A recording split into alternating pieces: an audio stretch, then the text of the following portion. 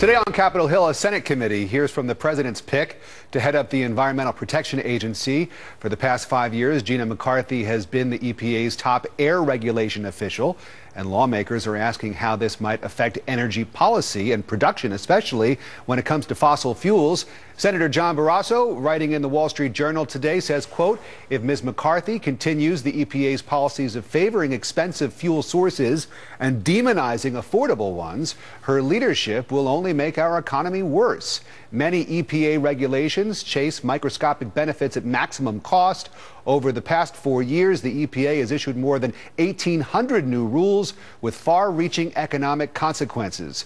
Using the agency's own estimates, researchers at the Heritage Foundation report that the EPA's 20 major rules alone will cost $45 billion annually. Senator John Barrasso, a Republican from Wyoming, joins us now. Thanks so much for making the time. I understand that the confirmation hearing is going on as we speak, and you're about to ask your first questions of the nominee. Give us some highlights. What's question number one? Well, thanks, Rick. You know, the EPA, in my opinion, is failing America. All you need to do is take a look at this last week's abysmal jobs record, and what we know is that if the president really wanted to get people back to work, he would really rein in the EPA. The regulations that continue to come out are burdensome, they're expensive, and time-consuming, and that's what I'm going to be boring in on during the hearing.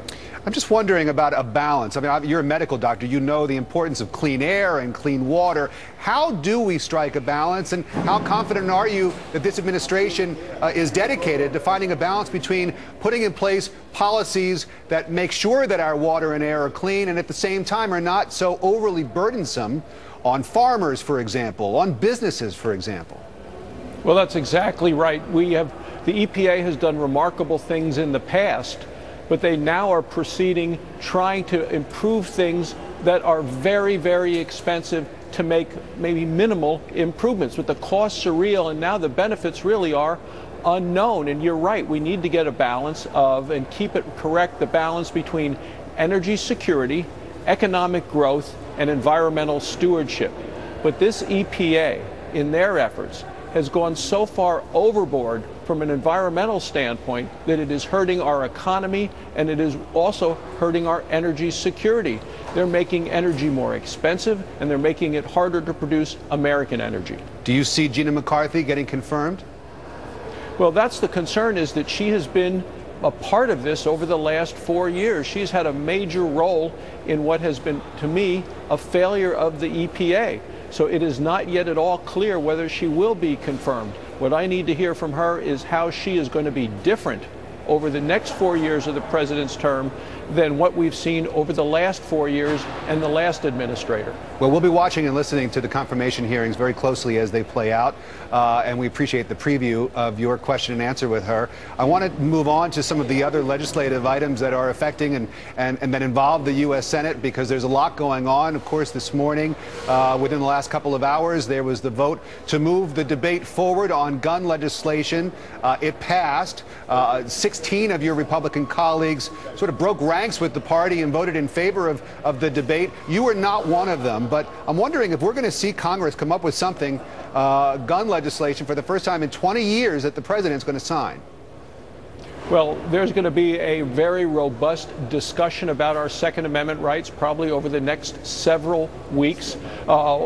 Being from Wyoming, we know what our Second Amendment rights mean to us as individuals to own and bear arms, and I'm going to continue to defend those Second Amendment rights for all Americans. But that is what the debate is going to be. We don't even know what the next amendment looks like. As Senator Reid said, well, we haven't gotten it all together yet, so we haven't even been able to read that. But to me, the Bill of Rights, the whole 10 First Amendments to the Constitution has to do with our rights as individuals, and those were put together to protect the citizens from the government, not to protect the government from the people.